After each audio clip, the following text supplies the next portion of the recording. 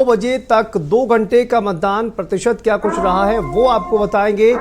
उन्नाव में 9 बजे तक 13.27% मतदान हुआ है। शाहजहांपुर में 9 बजे तक 12.35% मतदान, अकबरपुर में 12.17% मतदान, कानपुर में 9.95% मतदान। देखिए सुबह 9 बजे तक के ये आंकड़े आपको बता रहे हैं। सीतापुर में 14.6% मतदान हुआ है। उन्नाव में 9 बजे तक 13.27% मतदान हुआ है।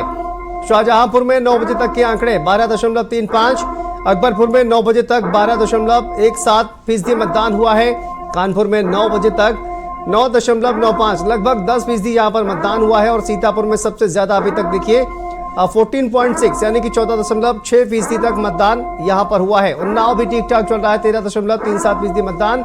और शाहजहांपुर में 9 बजे तक 12.35% मतदान हुआ है। अकबरपुर में 9 बजे तक 12.17% मतदान। तो ये मतदान के जो आंकड़े हैं वो सामने आए हैं। बाकी सीटों का भी हाल आपको लगातार दिखाएंगे, लेकिन 9 बजे तक के जो आंकड़े हैं वो सामने आ गए हैं। और देखिए 9 बजे तक लगभग जो मतदान का प्रतिशत है वो हम आपको दिखा रहे हैं। 9 बजे तक मतदान का प्रतिशत कुछ इस तरह से है। शाहजहांपुर, अकबरपुर, ये वो तमाम लोकसभा सीटें जहां पर सुबह से ही मतदान की प्रक्रिया लगातार चल रही है। कानपुर में भी आज मतदान हो रहा है।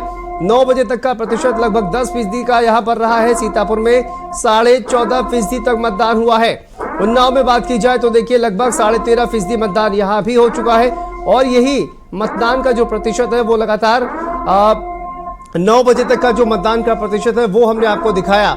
कुल 13 लोकसभा सीटें हैं उत्तर प्रदेश की, जिन पे 9 बजे तक का जो मतदान का प्रतिशत है वो क्या कुछ रहा वो हमने आपको दिखाया। बाकी सीटों का भी जल्दी हम आपको दिखाएंगे। संजय हमारे सहयोगी जुड़ गए हैं उन्नाव से। संजय बताइए क्या कुछ अपडेट इस वक्त आपके पास है, और कई ऐसे मुद्दे जिन पर देखिए लोग वोट करते हुए नजर आ रहे हैं। मौसम का हाल कैसा है और मतदाताओं का रुझान क्या कुछ कह रहा है? बिल्कुल शत्रु, मैं बताऊं आपको कि उन्नाव के मैं शहरी क्षेत्र में पहुंचा हूं, रेलवे स्टेशन के पास, जहां पर अभी कुछ ही देर पहले अन्नू टंडन अपनी वोट कास्ट करने के लिए पहुंची। और उन्होंने सीधे तौर पर एक बड़ा मैसेज यही दिया है कि इस बार का जो वोट है वो देश के विकास के लिए, प्रदेश के विकास के लिए, महंगाई और बेरोजगारी से बचने के लिए, इन तमाम मुद्दों के लिए वोट किया जा रहा है। और सीधे तौर पर साक्षी महाराज के सवालों पर जो उन्होंने कटाक्ष किया था उस पर जवाब भी उन्होंने दिया कि उन्नाव को राम मंदिर पर आस्था है, लेकिन यहाँ के विकास की भी जरूरत दिखाई पड़ रही है, यहाँ की सड़कों की जरूरत दिखाई पड़ रही है, यहाँ पर रेहड़ी पट्टी वाले दुकानदारों को जिस तरीके से दिक्कत आ रही है उनको किस तरीके से मदद पहुँचाई जाए, इन मुद्दों की जरूरत है। राम मंदिर और देश का क्या जो स्थितियां हैं वो कैसी बनती जा रही है, उनको सुधारने की जरूरत है। तमाम मुद्दे ऐसे थे जिन मुद्दों पर चोट करते हुए नजर आई। हालांकि मौसम थोड़ा सा नरम है, हल्की ठंडी हवा जरूर चल रही है, लेकिन धूप की तपिश लगातार बढ़ रही है। तो ऐसे में थोड़ी थोड़ी जो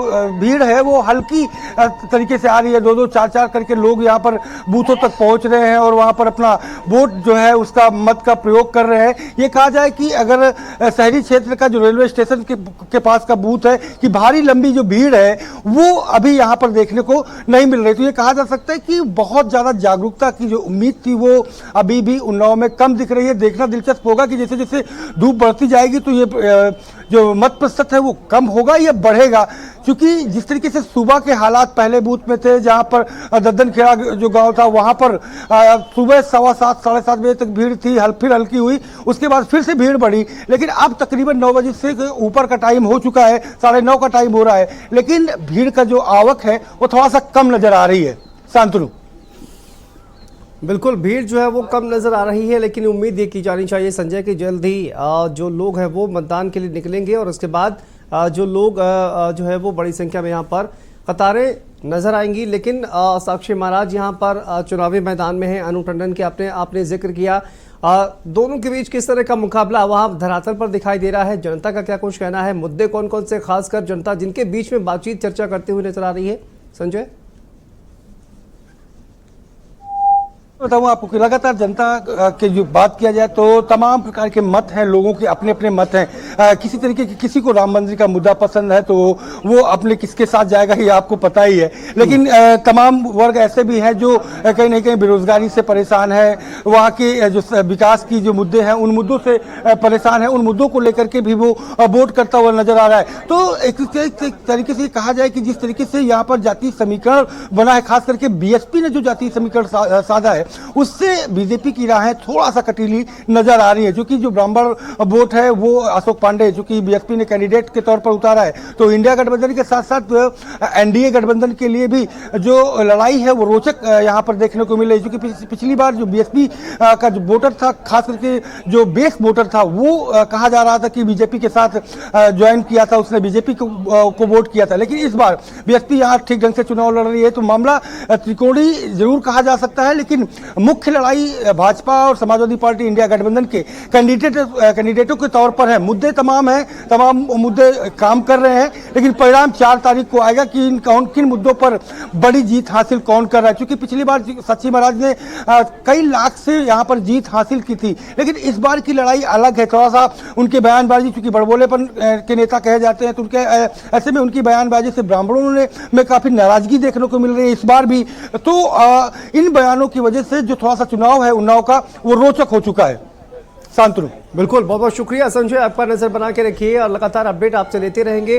तो देखिए जो मतदान का प्रतिशत है 9 बजे का, वो भी हमने आपको बताया। और देखिए कन्नौज से खबर, जहां पर थोड़ी ही देर में बूथों पर पहुंचेंगे अखिलेश यादव। जिन बूथों पर गड़बड़ी की शिकायत, वहां पर जाएंगे अखिलेश यादव। थोड़ी देर में कन्नौज